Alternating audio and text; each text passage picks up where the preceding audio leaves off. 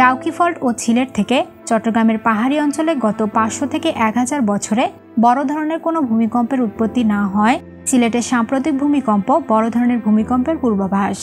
তুরস্ক ও সিরিয়ায় হওয়া ভূমিকম্পকে সাম্প্রতিক সময়ের সবচেয়ে ভয়াবহ ভূমিকম্পগুলোর একটি মনে করা হচ্ছে, যেটির মাত্রা 7.8। বিজ্ঞানীরা বলছেন ওই এলাকার মাটির নিচের দিকে থাকা অ্যারাবিয়ান প্লেটটি উত্তর দিকে সরে গিয়ে আনাতোলিয়া প্লেটে ধাক্কা দিলে এই ভয়াবহ ভূমিকম্পের সৃষ্টি হয়। পৃথিবীর ভূপৃষ্ঠ আলাদা আলাদা বিট বা টেকটনিক প্লেট দিয়ে তৈরি হয়েছে, যা নিচের নরম পদার্থের উপর ভাসছে। সারা পৃথিবীতে এরকম বড় 7টি প্লেট এবং অসংখ্য ছোট ছোট সাবপ্লেট রয়েছে। এগুলো যখন সরে যায় বা নড়াচড়া করতে থাকে বা একটি অন্যটিকে ধাক্কা দিতে থাকে, তখন ভূত্বকের মাঝে ইলাস্টিক এনার্জি শক্তি সঞ্চিত হতে থাকে।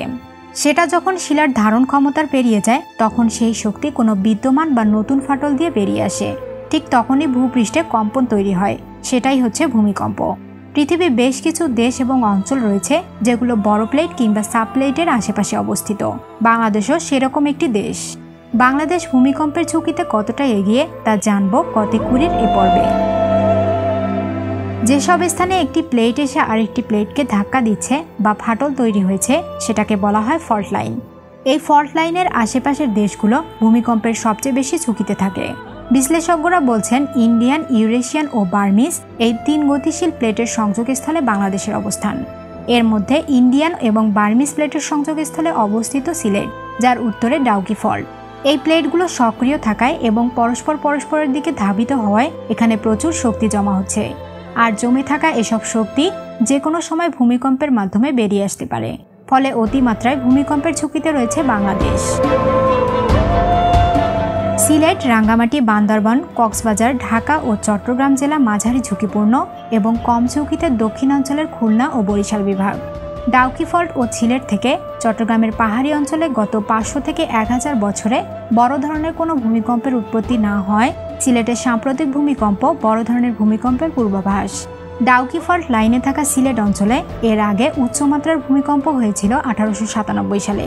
রিক্টার স্কেলে 8 মাত্রার উপরে থাকা সেই ভূমিকম্পে সিলেটে ব্যাপক ক্ষয়ক্ষতি হয়েছিল। সুনামগঞ্জ, জাফলং অংশের ডাউকি ফল্টের পূর্ব প্রান্তেও ভূমিকম্পের ঝুঁকি রয়েছে বলে বিজ্ঞানীরা আশঙ্কা করছেন। এসব ফল্টে ভূমিকম্প হলে ঢাকাসহ সারা বাংলাদেশে বড় ধরনের ক্ষয়ক্ষতির আশঙ্কা বা বিপদের মাত্রা অনেক বেশি বলে তারা আশঙ্কা করছেন। বাংলাদেশের সর্বশেষ 1822 এবং 1918 সালে মধুপুর ফল্টে বড় ভূমিকম্প হয়েছিল। 1885 সালে ঢাকার কাছে মানিকগঞ্জে 7.5 মাত্রার একটি ভূমিকম্পের ইতিহাস রয়েছে। বিশ্বের ভূমিকম্প প্রবণ এলাকাগুলো শনাক্ত করতে জাতিসংঘ global seismic hazard assessment programme নামে একটি কর্মসূচি চালু করেছিল। সেটার উদ্দেশ্য ছিল পৃথিবীর ভূমিকম্প প্রবণ অঞ্চলগুলোর একটি মানচিত্র তৈরি করা, যাতে ক্ষয়ক্ষতি এড়ানোর প্রস্তুতি নিতে সহজ হয়। তাদের হিসেবে বাংলাদেশ ছাড়াও ভারত, নেপাল, তুরস্ক, ইরান, জাপান, ইন্দোনেশিয়া, যুক্তরাষ্ট্র, কানাডা এবং চীনও ভূমিকম্পের বড় ধরনের ঝুঁকিতে রয়েছে। এ ধরনের ভিডিও নিয়মিত দেখতে চাইলে কতিকুরি সাবস্ক্রাইব করে পাশে থাকা বেল আইকনটিতে ক্লিক করুন। ভিডিওটি ভালো লাগলে লাইক করুন এবং বেশি বেশি করে শেয়ার করুন। ধন্যবাদ।